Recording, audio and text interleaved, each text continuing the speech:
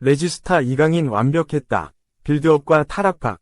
최고의 모습을 보여준 이강인. 엘리케의 무한 스위칭 축구. PSG 부스 브레스트와 이강인, 파리 생제르맹, 이 선발로 돌아왔다. 이강인은 15일, 한국 시간, 프랑스 파리의 파르크 데 프랭스에서 열린 2024에서 2025 시즌 프랑스 리그 1 4라운드 브레스트와 홈경기에 선발 출전했다. 공격 포인트는 없었지만 90분 풀타임을 소화하며 파리 생제르맹의 3에서 1승리에 힘을 보탰다. 이강인은 르아보르와 개막전에 선발 출전해 개막 축포를 터뜨렸다. 몽펠리에와 2라운드에서는 교체로 출전해 골맛을 봤다. 하지만 릴과 3라운드 역시 교체로 16분만 뛰었다. 다시 선발로 복귀했다. 브래들리 바르콜라, 마르코 아센시오, 우스만 덴벨레과 최전방에 배치됐고 이강인은 주앙 네베스, 파비안 루이스와 중원에 배치됐다. 네베스가 왼쪽, 이강인이 오른쪽에서 공격을 지원했다.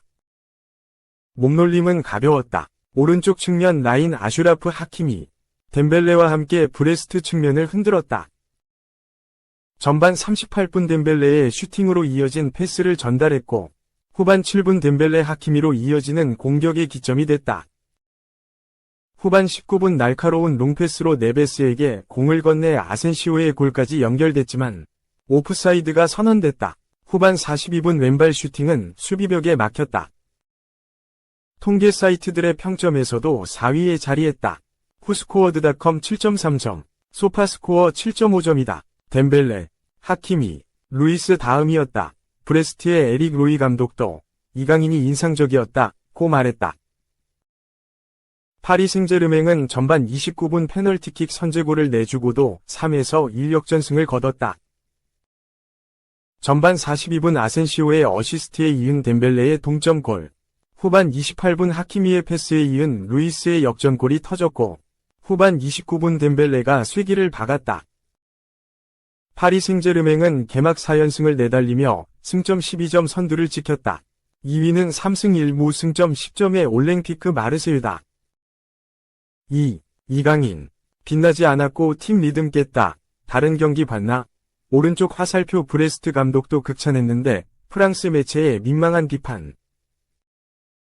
이강인이 주전 미드필더 공백을 잘 메우면서 선발 경쟁력을 다시 증명했다. 파리 생제르맹은 15일 오전 4시 한국 시간 프랑스 파리에 위치한 파르크 데 프랭스에서 열린 2024에서 25시즌 프랑스 리그앙 4라운드에서 스타드 브레스트의 3에서 1로 이겼다. 이로써 PSG는 리그 4연승을 기록하며 단독 선두 자리를 공고히 했다. 이강인이 선발 출전했다. 윙어가 아닌 미드필더로 나왔다. 부상 여파 속 미드필더 출전이었다. 경기를 앞두고 PSG 소식에 정통한 벤자민 콰레즈 기자에 따르면 워렌 자이르 에메리, 비티냐는 PSG 팀 훈련을 소화하지 않았다. 심각하지는 않지만 부상관리 차원에서 빠진 것으로 판단됐다. 프랑스 대표팀에 합류했던 자이르 에메리는 종아리 부상을 입어 이탈했다. 비티냐는 포르투갈, 크로아티아 경기에서 발목 부상을 입어 중도 교체가 됐다. 비티냐, 자이르 에메리 이탈 속 이강인이 미드필더로 나섰다. 이강인은 그동안 주로 윙어로 출전했는데 1라운드를 제외하고 벤치에서 시작했다.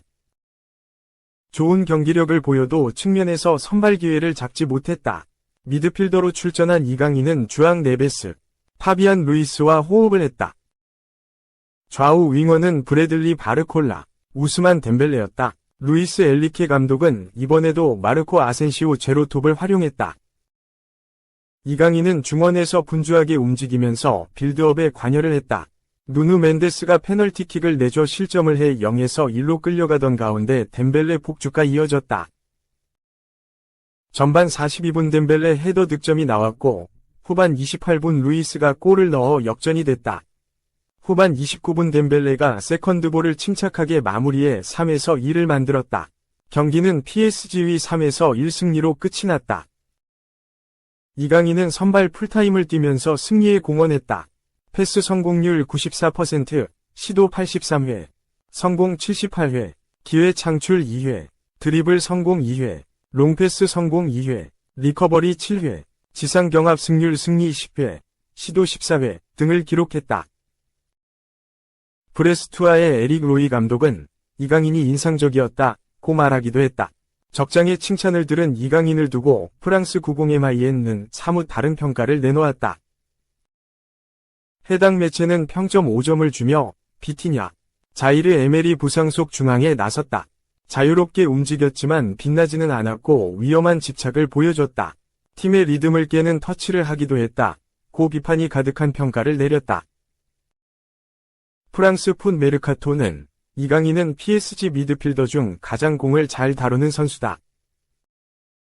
비티냐가 없는 중원에서 템포를 조절했고 라인 사이에 넣는 패스와 동료에게 정확히 주는 패스가 좋았다. 경기를 운영하는데 매우 귀중한 역할을 했다. 고 하면서 90MIN과 반대되는 평가를 했다. 3. 두산과 여성과 열애설, 이강인. 풀타임, 맹활약, 적장도, 인상적. 프랑스 프로축구 파리 생제르맹 소속 이강인이 풀타임을 소화하며 활약했다. 15일, 한국 시간, 프랑스 파리의 파르크 데 프랭스에서 열린 2024-2025 리그 1, 4라운드 경기에서 PSG는 브레스트의 3에서 1역전승을 거뒀다. 이강인은 A매치 기간이 끝나고 소속팀으로 복귀한 첫 경기에서 오른쪽 날개로 선발 출장해 중원을 책임졌다. 그는 체력적으로 지칠 수 있는 상황임에도 자신의 장점인 센스 있는 패스를 선보이며 공격을 이끌었다. PSG는 전반 29분 페널티킥으로 선제 실점했다. 하지만 전반 42분 마르코 아센시오의 크로스를 우스만 덴벨레가 헤더로 연결. 승부를 원점으로 돌렸다. 후반 28분 루이스의 왼발 중거리 골로 역전에 성공했다. 1분 뒤 덴벨레가 한 골을 더 추가. 승리의 쐐기를 박았다. 이강인은 수비수 아슈라프 하키미, 공격수 우스만 덴벨레와 여러 차례 좋은 장면을 연결하며 골의 시발점이 되기도 했다. 후반 42분에는 골대 정면에서 직접 왼발 슈팅을 날렸으나 수비진에 막혔다. PSG는 개막 후 리그 4연승을 기록하며 선두를 유지했다. 소파스코어에 따르면 이강인은 패스 성공률 94%, 킬패스 2회 등 공격의 핵심 역할을 수행했고 평점 7.5점을 받았다. 멀티골을 기록한 덴벨레, 역전골을 넣은 루이스의 이윤팀 내 3위다. 풋몹은 이강인에게 평점 8.1점을 주며 활약을 높게 평가했다. 적장인 브레스트의 에릭 로이 감독도 이강인에게 후한 평가를 했다. 에릭 로이 감독은 PGS는 강한 팀으로 힘든 경기를 치렀다며 선수 중에선 이강인이 인상적이었다고 칭찬했다. PGS의 루이스 엘리케 감독은 바르콜라 2회, 이강인은 언제든 득점이 가능하다며 멀티플레이가 가능한 다재다능한 선수가 있는 점은 우리 팀의 강점이라고 돌아봤다. 이어 이강인에게 늘 그렇듯 훌륭한 모습을 봤다고 덧붙였다. 한편 이강인은 2살 연상의 여성과 열애설이 불거졌다. 그는 지난 봄 프랑스 파리의 한 레스토랑에서 여자친구로 추정되는 박모 씨와 함께 있는 것이 포착됐다. 이강인의 여자친구로 지목된 여성은 박진원 두산바케 코리아 부회장의 딸인 것으로 알려졌다. 이와 관련 두산그룹 측은 사생활이라 확인할 수 없다고 밝혔으나 이강인 측은 묵묵부답했다. 4. 상암 경기장, 콘서트에 그라운드 객석 제외, 아이유는 예정대로. 서울 월드컵 경기장의 잔디 상태를 놓고 논란이 일자 서울시가 내년부터 콘서트 등 문화행사의 그라운드 객석 판매를 제외하고 대관을 허용하기로 했다. 서울시는 지난 5일 팔레스타인과의 월드컵 지역 예선 이후 논란이 제기된 서울 월드컵 경기장 잔디 상태와 관련해 월드컵 경기장 잔디 보호를 위해 특별 조치를 시행한다고 14일 밝혔다.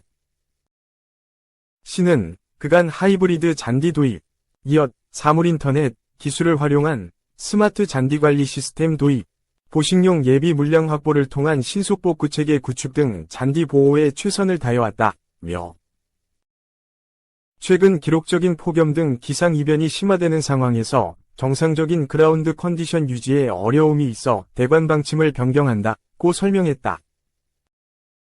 앞서 한국 축구대표팀 선수들은 팔레스타인전 경기 후 상암 월드컵 경기장의 잔디 상태에 불만을 표한 바 있다. 대표팀 주장 손흥민 선수는 지난 5일 팔레스타인과의 경기를 마친 뒤 취재진을 만나 서울 월드컵 경기장의 잔디에 문제가 있다고 언급했다. 이후 축구 팬들은 오는 20일에서 22일 월드컵 경기장에서 예정된 가수 아이유 콘서트를 취소해달라고 민원을 잇따라 제기한 상태다. 다만 이번 아이유 콘서트는 예정대로 진행될 예정이다.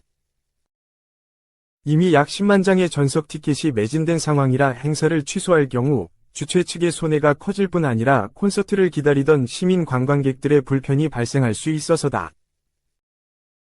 행사 주최 측에서도 잔디 보호의 중요성을 인지하고 잔디 그라운드 내 가설 무대 미설치 등 잔디 보호를 위해 적극 동참한다는 방침이다.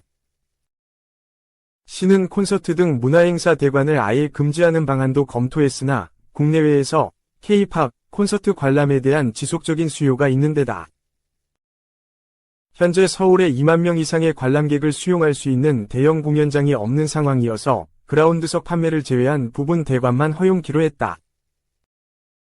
경기장에 조성된 한지형 잔디, 생육적은 15에서 24도, 위 특성을 고려하고 올해와 같은 폭염에 대비하기 위해 하절기에는 잔디 사용을 자제하도록 관련 기관과도 협의할 예정이다. 시와 시설공단에서는 추석 연휴 기간 중에도 훼손된 잔디를 긴급히 보수 정비해 밀도가 낮아진 잔디 상태를 정상화해 나갈 계획이다. 특히 다음 달 15일 월드컵 아시아 지역 제3차 예선 한국과 이라크 간 경기에 지장이 없도록 추석 연휴 기간과 이후에도 잔디 복구에 최선을 다할 예정이다. 최대한 잔디를 보강한 뒤 축구 경기 관리자들과 합동으로 그라운드 컨디션을 점검할 예정이다. 김영환 서울시 관광체육국장은 그라운드석을 제외한 문화행사 대관 조치 시행은 물론 잔디 상시 정비, 신속 복구로 축구 선수들이 최상의 경기력을 유지할 수 있도록 지원하겠다며 축구 팬들과 공연 팬들의 입장을 절충하기 위해 다양한 논의 끝에 얻은 결론으로 너른 양해를 부탁드린다고 말했다.